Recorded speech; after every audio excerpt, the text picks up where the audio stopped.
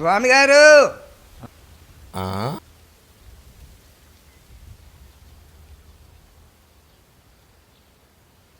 ఏంటి కోటి ఎలా వచ్చావు? మా అబ్బాయికి కూతురు పుట్టింది. ఆ విషయం మీకు చెబుదామని మొన్నటి నుంచి చూస్తున్నాను, కనిపిస్తారేమోనని. అలాగా, చాలా సంతోషమయ్యా, మంచి మాట చెప్పావు. అంతా దేవుని దయండి. మొత్తానికి మనవరాలను కూడా ఎత్తేసావు.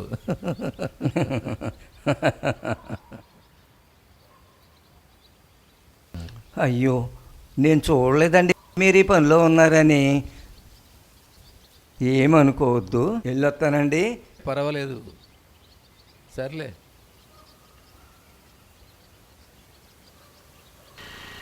మా అబ్బాయికి కూతురు పుట్టింది.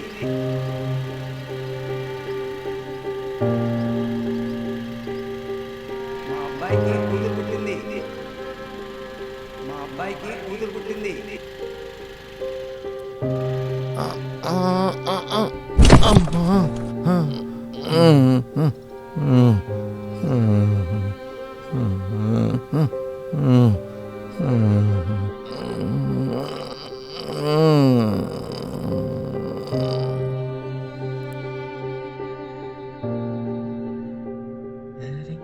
సొంతలో ఉన్నాడండి.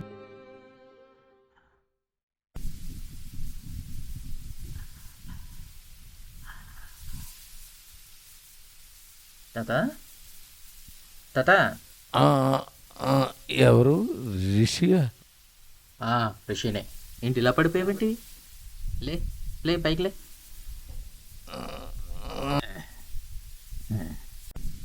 చూసుకో, కింద చూసుకో. బండి నేను తీస్తానులే. ఏదో మైకం కమ్మినట్టు అనిపించిందిరా. మైకం గమ్మిందా?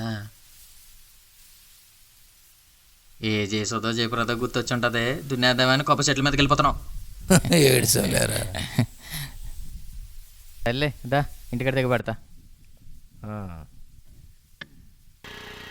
సరే గాని నువ్వేంట్రా ఇక్కడ? పాట పాడడానికి వచ్చాను తాత. ఊర్లేదవ్వా.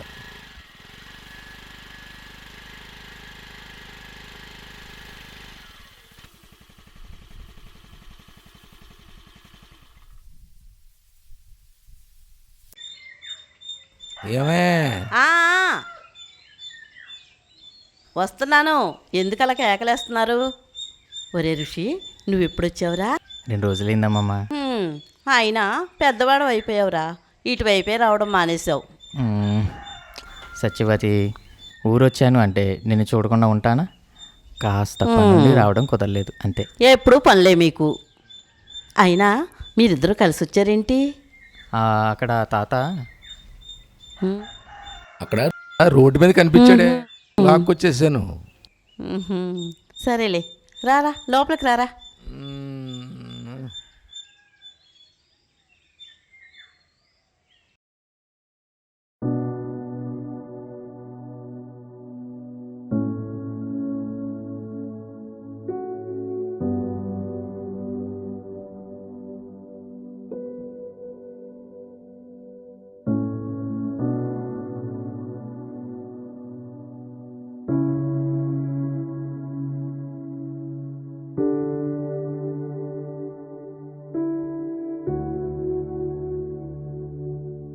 ఇంత గొప్ప కళాకారుడివి ఇక్కడ ఉండిపోయి తాత.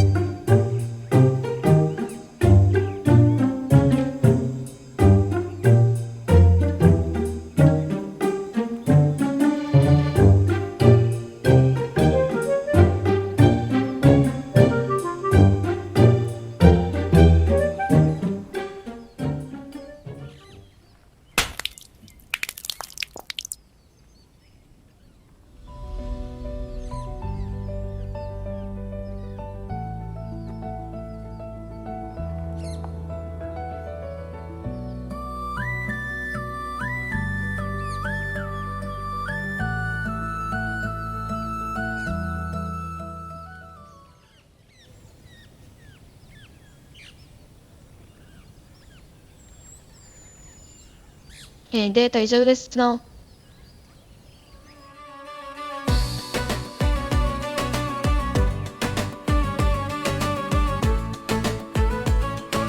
అదిగో నీ వాడు వచ్చేసాడు.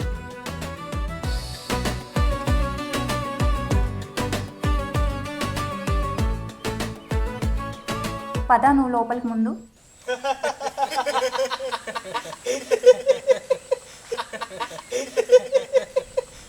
అదిగోండ్రా మన ఊరి కళా తపస్సు గారి సుపుత్రుడు వేం చేయుచున్నారు. ఏంట్రా నవ్వుకుంటున్నారు? ఏం లేదు గాని ఈసారి ఎక్కడ కడుతున్నాడు మీ నాన్న నాటకం? నాటకం అంటే గుర్తొచ్చిందిరా, మొన్న పక్కూర్లో మీ నాన్న సింతామంతా వేస్తున్నారా డ్యాన్స్. అబ్బబ్బబ్బబ్బబ్బబ్బా ఎరగ తీసాడు అనుకో, చూడడానికి 2 కళ్ళు సరిపోలేదురా బాబు.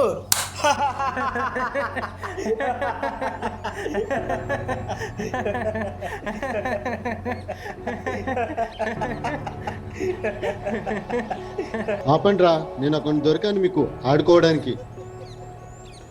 ఆపాల్సింది వీళ్ళు కాదు, మీ నాన్న.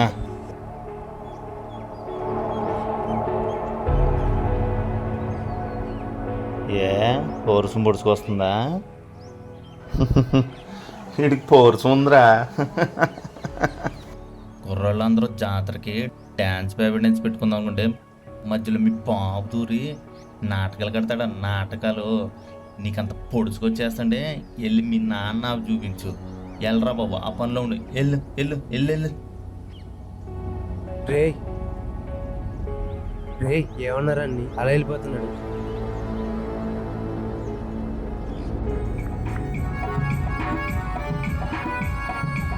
ఇంటికి వచ్చినా కూడా అమ్మా,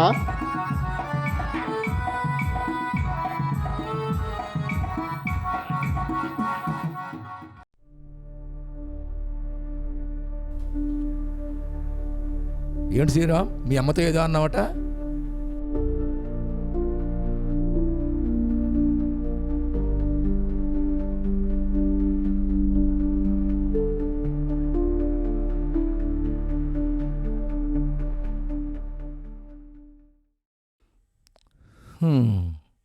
చూడు అన్న, నాకు ఈ కళారంగంలో ప్రవేశించాలనే కోరిక నిన్నో మొన్నో పుట్టింది కాదు. ఇది మన రక్తంలోనే ఉంది. ఎందుకంటే మా నాన్నగారికి కూడా ఈ రంగంలో ప్రవేశం ఉంది. అలాగని నువ్వు తక్కువ అది ఎక్కువ అని నేను అనడం లేదు.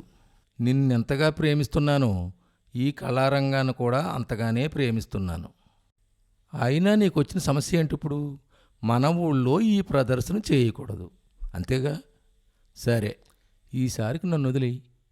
ఎందుకంటే ఆ కమిటీ వాళ్ళకి మాట ఇచ్చాను, మళ్ళీ వెనక్కి తీసుకోలేను.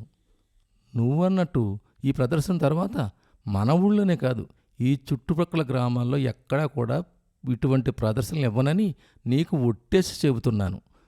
సరేనా? సరే.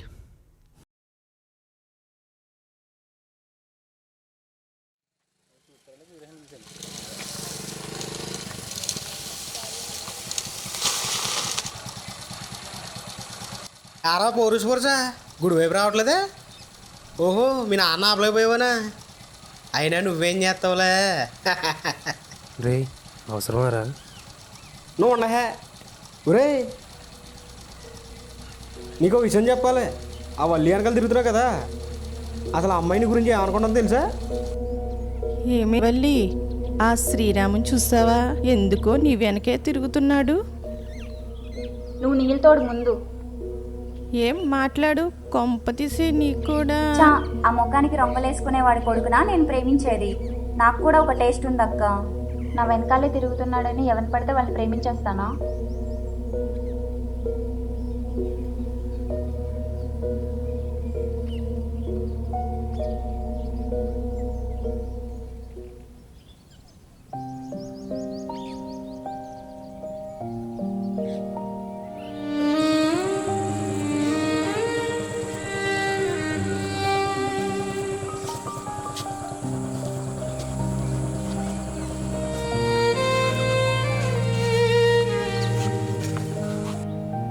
మీ అబ్బాయి మారేంటి ఇంక మీరు? అరే శ్రీరామ్, ఆగరా శ్రీరామ్.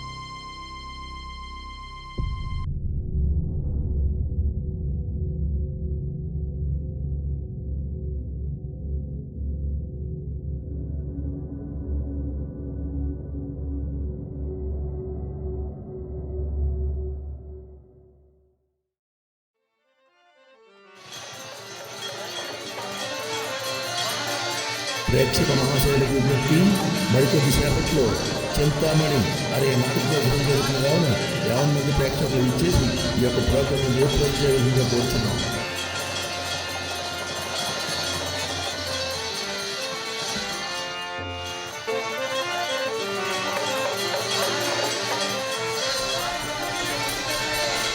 ఏమండి మీ అబ్బాయి అక్కడ భోజనం అయ్యానండి.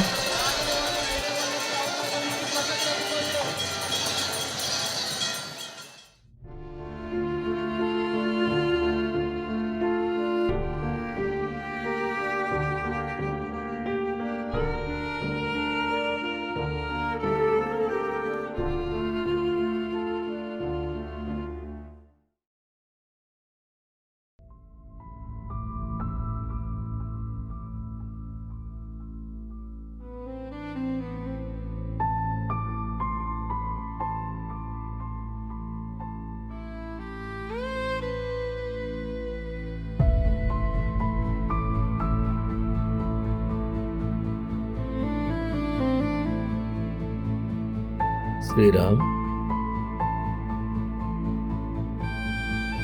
శ్రీరామ్,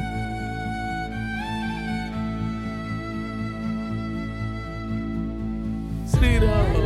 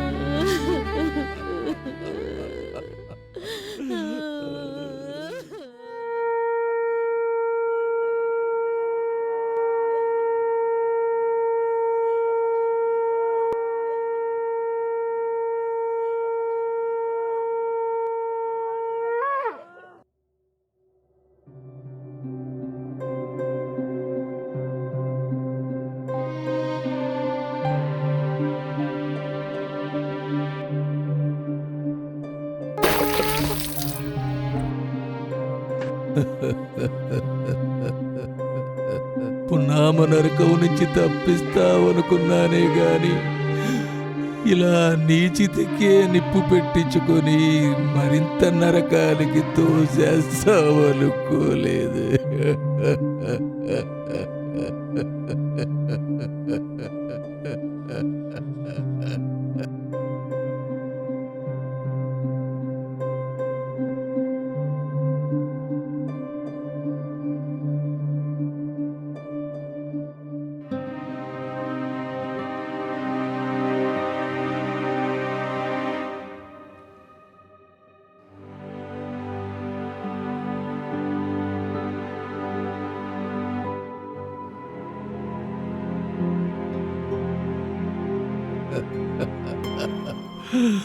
హర హరా, ఈ పుత్ర శోకము నాకేలనయ్యా.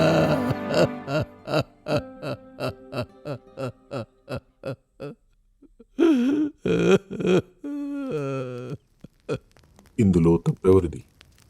కళ్ళను గుర్తించలేని లోకానిదా, తండ్రి ప్రతిభను అర్థం చేసుకోలేని కొడుకుదా? కెమెరా ముందు నటించేవాడికి క్రేజ్ పెరుగుతుంటే వేదిక మీద నటించేవాడికి అవహేళనే మిగులుతుంది. అలనాటి ఎన్టీఆర్, ఎంజీఆర్, జయలలిత లాంటి వారు ఇక్కడి నుండే కదా వచ్చి సినిమా రంగాన్ని, రాజకీయ రంగాన్ని ఏలింది. ఇవి రెండు ఒకే కోవకు చెందినవని సమాజానికి ఎప్పటికి అర్థమవుతుందో అయినా మేము చెప్పాలనుకున్నది ఓ యువత మీకే. నాన్న కొట్టాడని, అమ్మ తిట్టిందని, అమ్మాయి కాదందని, ఫ్రెండ్స్ అవమానించారని, ఇలా చిన్న చిన్న వాటికే క్షణికావేశంలో తప్పుడు నిర్ణయాలు తీసుకొని మళ్ళీ బ్రతకాలని పరుగులు పెట్టినా అప్పటికీ సమయం మించిపోతుంది. తర్వాత ఏం జరుగుతుంది? తీరని ఆవేదనను తల్లిదండ్రులకు మిగిల్చుతున్నారు. వృద్ధాప్యంలో ఒంటరి వాళ్ళను చేసి వెళ్ళిపోతున్నారు. వద్దు. ఈ స్వామి లాంటి స్థితి మీ తల్లిదండ్రులకి వద్దు. కష్టం వచ్చినప్పుడు, అవమానం వచ్చినప్పుడు మనం చెప్పే సమాధానం కంటే కాలం చెప్పే సమాధానం చాలా బలంగా ఉంటుంది. ఆ సమయం వచ్చే వరకు కాస్త ఓపిక పట్టండి. ఇది ఓ తండ్రిగా మీకు విన్నవించుకుంటున్న నా యథార్థ ఆవేదన.